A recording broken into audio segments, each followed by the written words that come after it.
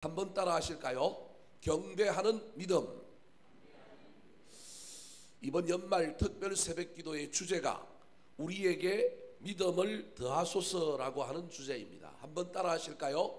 우리에게 믿음을 더하소서. 주제 성구 구절이 누가복음 17장 5절 말씀입니다. 같이 화면을 보고 읽어볼까요? 시작. 사도들이 주께 여짜오되 우리에게 믿음을 더하소서 하니 2017년을 지나 2018년으로 진군한 우리에게 무엇보다도 필요한 것은 믿음이지 않을까? 그런 의미에서 이번 연말 특별 새벽기도의 주제를 믿음을 더하소서라고 하고 정해보았습니다. 사랑하는 성도 여러분, 믿음 가지고 출발해야 합니다. 믿음 가지고 2017년을 지나 2018년을 향하여 달려가야 합니다. 저와 여러분에게 무엇보다도 있어야 할 것이 믿음이라고 하는 사실을 기억하시기 바랍니다. 그렇다면 구체적으로 우리가 어떤 믿음을 준비해야 할까요? 우리가 준비해야 될 믿음의 첫 번째 모델은 오늘 본문의 주인공인 동방박사라고 할 수 있습니다. 지금의 이라크, 이란 지역에 해당되는 페르시아에서 지중해 연안에 있는 이스라엘까지 아주 먼 거리를 별을 보고 찾아왔던 사람들이 누구냐 하면 바로 동방박사들이었습니다. 그런데 그들은 그 먼 길을 찾아온 목적이 있었습니다. 그 목적을 이루자마자 또다시 먼 길을 갔습니다. 수많은 비용을 들이고 수많은 보물들을 가지고 주님을 찾아와서 유일하게 한 일 한 가지가 있는데 그것은 무엇이었느냐 하면 경배하는 것이었습니다. 오늘 본문 2절과 11절 말씀에 그들이 유일하게 했던 한 가지 내용이 나옵니다. 2절 말씀 같이 읽어보겠습니다. 시작. 유대인의 왕으로 나시니가 어디 계시냐? 우리가 동방에서 그의 별을 보고 그에게 경배하러 왔노라 하니. 뭐하러 왔다고요? 경배하러 왔습니다. 19단지에 살면서 20단지에 살면서 18단지에 살면서 인근에 살면서 온 것이 아니라 안양에서 오고요, 멀리서 왔단 말이에요. 지방에서 오고요, 외국에서 왔습니다. 유일한 한 가지 목적, 뭐 하러 왔다고요? 경배하러 왔습니다. 세상의 관점으로 보면 이건 말도 안 되는 것입니다. 엄청난 낭비입니다. 유일하게 한 가지 그거 달라가고 또 왔던 길을 어떻게 했다고요? 돌아갔습니다. 11절 말씀 같이 한번 읽어볼까요? 시작.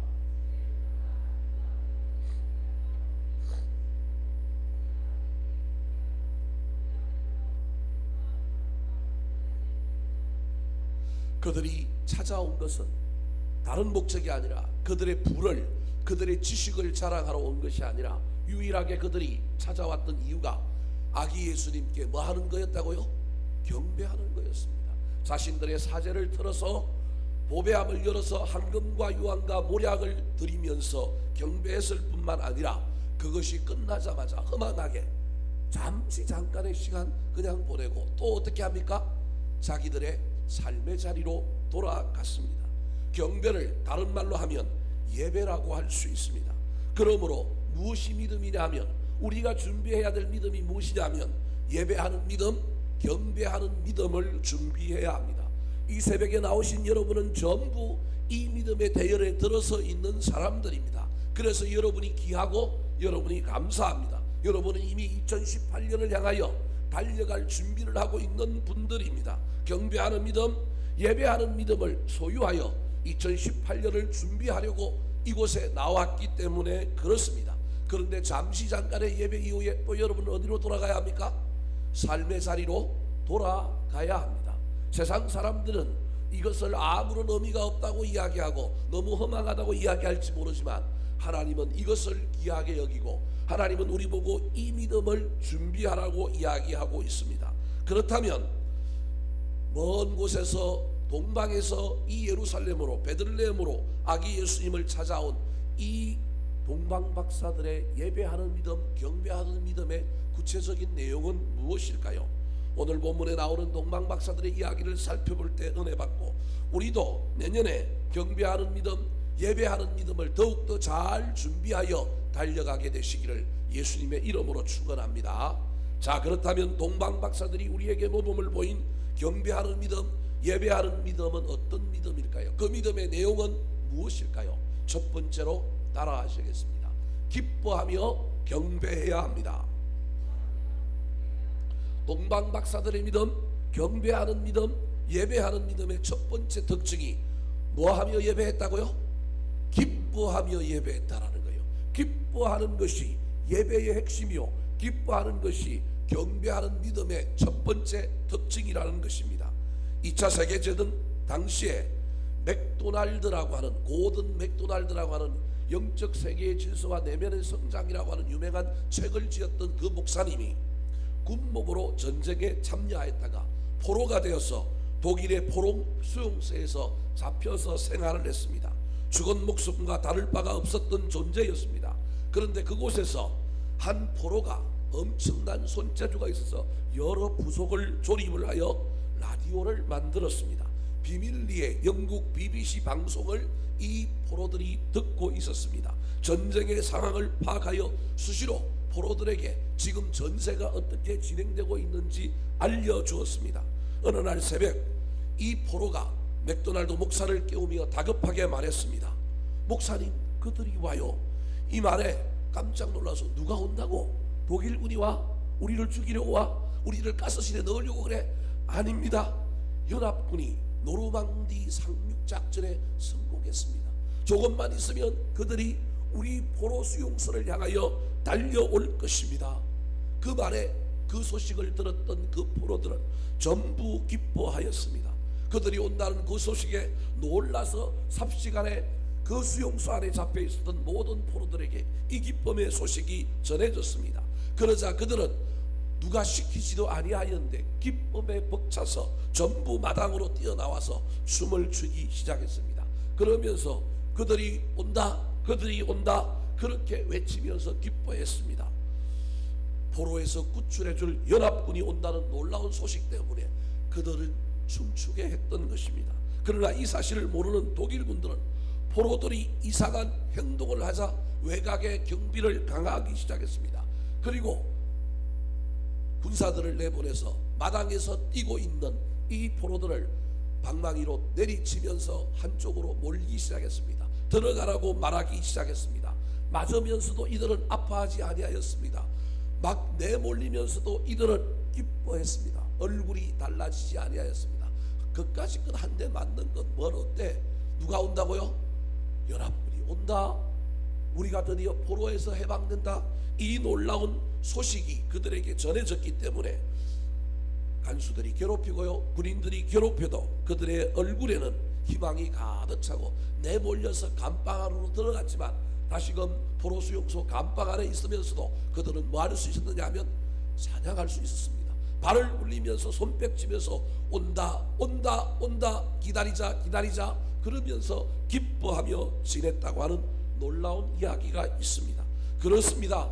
기쁨은 삶을 바꾸는 능력이 있습니다. 성탄은 우리에게 놀라운 기쁨의 소식을 전해주는 절기요, 그러한 놀라운 역사적인 사건입니다. 온 인류의 가장 큰 선물로 예수님이 우리에게 오셨기 때문에 예수님이 오신 그 이야기는 우리 인생에게, 우리 인류에게 기쁨이 되는 이야기입니다. 그래서 하늘에서 이 소식을 전했던 천군 천사들도 들에서 양을 치는 목자들에게 이 소식이 온 세상에 미칠 큰 기쁨의 좋은 소식이라고 전했습니다. 누가복음 2장 10절 말씀 같이 읽어보겠습니다. 시작.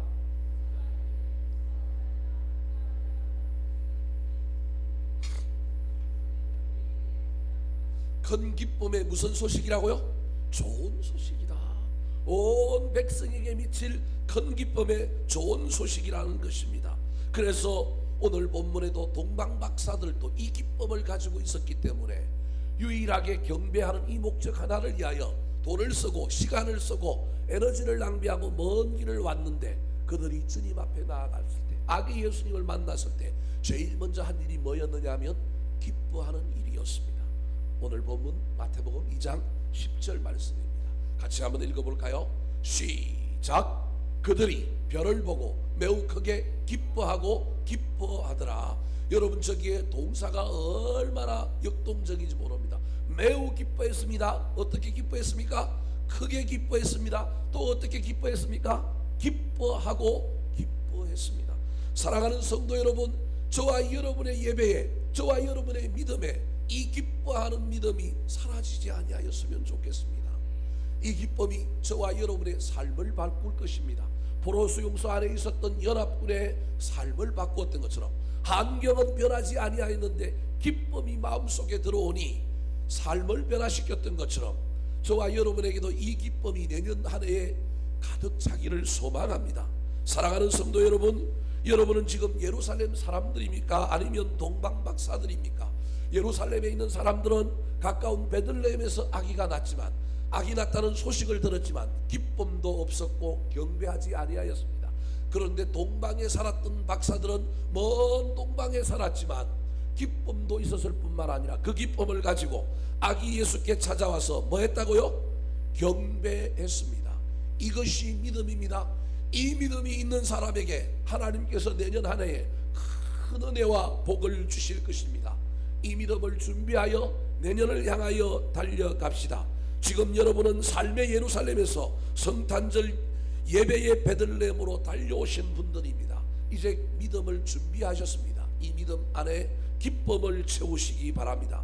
구경하지 말고 바라보지만 말고 기뻐합시다. 성탄으로 오신 예수 그리스도, 높고 높은 하늘 보좌를 버리시고 우리 인류를 위하여 낳고 낮은 이 땅으로 오신 예수님을 우리 마음 보좌에 다시금 모심으로 말미암아 기쁨으로 예배하는 사람, 기쁨으로 삶을 살아가는 사람들이 됩시다. 그리하여 그 기쁨이 우리 인생을 바꾸고 우리 환경을 바꾸고 우리의 영적인 내용을 바꾸는 놀라운 역사가 저와 여러분의 2018년도에 일어나게 되시기를 예수님의 이름으로 축원합니다. 두 번째, 동방 박사에게서 배우는 경배하는 믿음의 내용은 어떤 내용일까요? 따라 하시겠습니다. 엎드려 경배해야 합니다. 첫 번째 경배하는 믿음의 내용이 기뻐하는 겁니다. 여러분 잊어버리지 마시기 바랍니다. 두 번째 경배하는 믿음의 내용이 뭐라고요? 엎드려 경배해야 합니다. 한 무리의 문학가들이 런던 한 클럽에 모였습니다. 인류 역사의 위대한 흔적과 족적을 남기고 간 위인들에 대하여 그들의 인생을 반추하며 서로가 이야기를 나누고 있었습니다. 그때 한 사람이 물었습니다. 만일 이 방에 신라글의 저자 존 밀턴이 들어온다면 어떻게 하시겠습니까? 그러자 한 사람이 대답했습니다. 열렬한 박수로 그를 우리 모임으로 환영하겠습니다. 또다시 한 사람이 물었습니다. 만일 위대한 셰익스피어가 우리 모임에 들어온다면 어떻게 하시겠습니까? 그때 또 한 사람이 대답합니다. 모두 일어서서 그에게 박수를 보낼 뿐만 아니라 그에게 면류관을, 영광의 관을 씌워드리겠습니다. 그러자 또 다른 한 사람이 세 번째로 물었습니다. 만일 이 방에 나사렛 예수께서 들어오신다고 한다면 우리가 어떻게 해야 될까요? 이때 영국의 유명한 수필가요 시인이었던 찰스 램이라고 하는 사람이 이런 멋진 대답을 했습니다. 우리 모두 그의 발 아래 얼굴이 땅에 닿도록 엎드려 경배해야 합니다. 얼마나 멋진 대답입니까? 사랑하는 성도 여러분, 성탄으로 임하시는 예수님께 우리 모두 엎드려 무릎을 꿇고 경배해야 합니다. 경배하는 믿음은 마음에는 기쁨이지만 저와 여러분의 삶의 태도는 엎드리는 것이어야 그것이 온전히 경배하는 믿음입니다.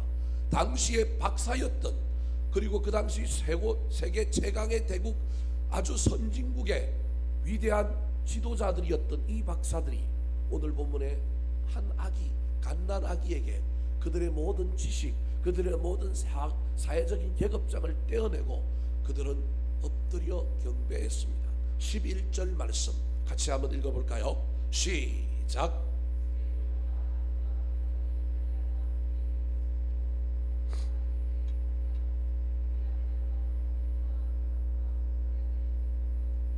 경배는 하나님에게만 사용하는 단어입니다. 동방박사들이 헤롯이나 요셉이나 마리아에게 경배하지 않았던 것은 그들은 경배의 대상이 아니었기 때문에 그렇습니다. 그들은 오직 아기 예수님께만 경배했습니다. 아기 예수님께만 집중했습니다. 이게 예배의 원리입니다. 사람 보지 마시고 목사 보지 마시고 저와 여러분의 삶에도 누구만 바라보아야 하느냐면 예수님만 바라보고 하나님만 바라보아야 합니다. 동방박사는 어른이었습니다. 박사들이었습니다. 하지만 그들은 아기 예수께 엎드렸습니다. 그것은 그들의 영안이 열려서 누가 우리 인생의 왕인지, 누가 우리 인생의 주인인지 분명히 알았기 때문에 그렇습니다. 그리고 그분 앞에 내가 누군지를 분명히 알았기 때문에 사회적인 지위 계급장을 다 내려놓고 왕과 주인으로 예수님을 만났기 때문에 뭐 할 수 있었느냐 하면 엎드릴 수 있었습니다. 사랑하는 성도 여러분, 내년에 저와 여러분의 삶에 이 엎드림이 넘쳐났으면 좋겠습니다. 엎드리는 자에게 하나님께서 복을 주실 것입니다. 제발 우리가 가지고 있는 사회적인 계급장을 좀 떼시기 바랍니다. 경배하는 믿음의 가장 중요한 것이 우리의 내면에는 기뻐하는 것이 넘쳐야 한다면, 구원의 감격, 우리를 위하여, 우리를 구원하기 위하여 높고 높은 하늘 보좌 보이시고 이 땅에 오셔서 포로된 곳에서 우리를 자유케 해주시는 그 놀라운 은혜와 사랑 때문에 우리 마음에 기쁨이 넘쳤다고 한다면, 그 다음에 우리의 삶의 태도, 우리의 예배하는 태도는 많은 것이어야 한다고요? 엎드리는 것이어야 합니다. 사랑하는 성도 여러분, 지금 저와 여러분은 예수님을 누구로 생각하며 예배하고 있습니까? 오늘 예배에 저와 여러분은 어떤 태도로 나왔습니까? 혹시 박사로 만나고 있지는 않습니까? 혹시 내가 누구인지를 잊어버린 채 예배하고 있지는 않습니까? 엎드리지 않고 저와 여러분이 내 자신을 죄인으로 고백하지 않고 내가 주인된 우리 주님 앞에 예배하고 있다는 걸 잊어버리지 않고 감격으로 혹시 예배하고 있지는 않습니까? 이해가 올바른 사람, 주인이 누구인지를 아는 사람, 자신이 어떤 존재인지를 아는 사람이 엎드리는 자고 겸손한 예배자입니다. 이 예배자는 동방박사들처럼 황금과 유황과 모략이라는 예물도 드리지만 반드시 자신의 마음을 드리는 사람입니다. 사랑하는 성도 여러분, 그러므로 저와 여러분도 성탄으로 오신 예수님을 우리 마음 보좌에 모실 뿐만 아니라 이분이 우리의 주인이다, 우리의 구세주다, 하나님이 내 인생 문제의 해결자다, 나는 죄인이다, 나는 은혜가 필요한 자다, 나는 내 힘으로 살 수 없다, 이 마음을 잘 갈무리하셔서 기뻐할 뿐만 아니라 엎드리며 경배함으로 말미암아 이것이 믿음이요 이 믿음이 형통케 하는 것임을 경험하는 저와 여러분 되시기를 예수님의 이름으로 축원합니다. 세 번째, 경배하는 믿음의 모델을 보인 동방박사의 믿음의 내용은 무엇일까요? 따라 하시겠습니다. 순종하며 경배해야 합니다. 여러분, 제가 지금 동방박사라고 하는 한 인물을 통하여 우리가 내년에 준비해야 될 믿음이 어떤 믿음이냐? 어떤 믿음이라고요? 경배하는 믿음이라는 거예요. 여러분, 예배에 목숨을 거십시오. 믿음은 다른 것이 아니라 뭐가 믿음이라고요? 예배가 믿음입니다. 여러분, 저와 여러분이 예배에 욕심을 내야 합니다. 올해보다 내년에 훨씬 더 우리에게 예배가 더해졌으면 좋겠어요. 이게 경배하는 믿음입니다. 근데 그냥 예배한다고, 자리만 채운다고, 시간만 채운다고 그게 예배가 아니라는 거예요. 동방박사가 우리에게 보여준 경배하는 믿음의 내용이 있는데 첫 번째가 뭐라고요? 기뻐하는 거, 나한테 감격이 있느냐는 거예요. 두 번째가 뭐 하는 거예요? 엎드려 경배해야 한다는 거예요. 주인이 누구냐? 내가 누구냐? 내가 얼마나 겸손한 예배자냐? 이게 두 번째 저와 여러분이 내년도에 준비해야 될 믿음, 경배하는 믿음의 내용이라는 거예요. 세 번째가 뭐냐 하면 순종하며 경배하는 것입니다. 진정한 예배는 예배당을 넘어 삶의 현장에서 완성되어야 합니다. 진정한 예배와 경배는 감정적인 흥분과 터치를 넘어서 삶의 순종으로 나타나야 그것이 진짜입니다.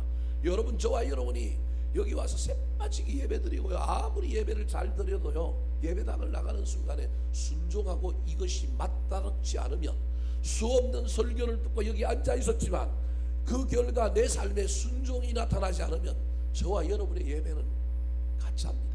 저와 여러분의 예배는 허망한 것으로 끝나게 됩니다. 오늘 본문에 나오는 이 동방박사는 예배하러 오는 그 모든 순간순간이 기쁨으로 가득 차서 왔습니다. 열정과 격정적인 마음으로 찾아왔습니다. 예배할 때 그들의 태도는 겸손한 예배자였습니다. 그런데 예배가 끝나고 그들의 삶 현장으로 돌아갈 때 그들에게 유일하게 남겨진 한 가지가 있었는데 그것이 무엇이었느냐 하면 순종이 있었습니다. 어디에 나옵니까? 12절 말씀 같이 읽겠습니다. 시작.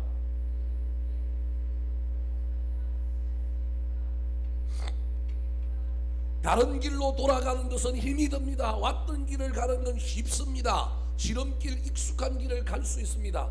그런데 하나님이 천사를 보내서 이 동방 박사들에게 지시를 했습니다. 무슨 길로 가라고요? 다른 길로 가라는 거예요. 가보지 않은 길을 가야 합니다. 예루살렘을 거치지 않고 다른 길로 가야 합니다. 여러분, 이것이 그리스도인의 삶의 내용입니다. 예배했던 사람들은, 예배하여 하나님을 만났던 사람은, 아기 예수를 경험한 사람은 기존에 살아왔던 길과 다른 길을 걸어가는 겁니다. 사랑하는 성도 여러분, 이게 예배의 능력이요 우리 믿음의 내용입니다. 여전히 과거와 2017년도와 똑같은 길을 가고 있다면 저와 여러분의 인생에 헤롯을 만나게 될 겁니다. 비극이 일어나게 될 겁니다. 여러분, 믿음은 내가 주님을 만났으면 주님의 지시하심을 따라 2017년과 이전과는 전혀 다른 길을 가는 사람입니다. 다른 길을 가면 불편합니다. 희생이 있습니다. 헌신이 있습니다. 그럼에도 불구하고 누가 지시하셨습니까? 하나님이 지시하셨기 때문에 거기에 많은 거라고요? 순종하며 가는 겁니다. 이게 예배의 완성이라고 하는 사실을 기억하시기 바랍니다. 2018년에 저와 여러분에게 경배하는 믿음이 있었으면 좋겠습니다. 그냥 참석하는 예배의 믿음이 아니라 뭐 하는 믿음요? 경배하는 믿음이 있었으면 좋겠습니다. 예배하러 올 때 저와 여러분의 마음의 기쁨과 열정, 격정적인 마음으로, 기대하는 마음으로 왔으면 좋겠습니다. 예배할 때 저와 여러분은 바짝 낮추고 엎드려서 겸손한 예배자들이 되었으면 좋겠습니다. 예배를 끝나고 삶의 현장으로 돌아갈 때 이전과 다른 길로 걸어가는 저와 여러분이 되었으면 좋겠습니다. 때로는 힘이 들고 때로는 어렵지만 우리 주님께서 지시하시고 우리 주님께서 말씀하신다면 그 말씀의 길로 향하여 순종하며 걸어가는 저와 여러분이 되었으면 좋겠습니다. 내 생각을 버리고 익숙함을 버리고 불편함과 대가를 치러야 함에도 불구하고 주님 말씀하셨으니 내가 은혜 받았으니 그것을 감당하리라, 순종하리라. 그 길을 걸어갈 때 다른 길을 가고 몰아서 가고 힘든 길을 가지만 하나님께서 놀라운 은혜를 주셔서 우리 인생에게 아름다운 것을 펼쳐줄 것이다. 그 믿음 가지고 가십시오. 그렇지 않고 왔던 길을 또 가게 되고 2017년에 실패했던 것을 반복하여 살아갈 때 저와 여러분의 인생 앞에 헤롯이 나타난다는 사실을 기억하시고 그 헤롯 만나지 않고 주님 만나서 순종함으로 더 아름다운 길을 걸어가는 저와 여러분 되시기를 예수님의 이름으로 축원합니다. 한번 따라 하실까요? 경배하는 믿음. 기뻐하며 경배해야 합니다. 엎드리며 경배해야 합니다. 순종하며 경배해야 합니다.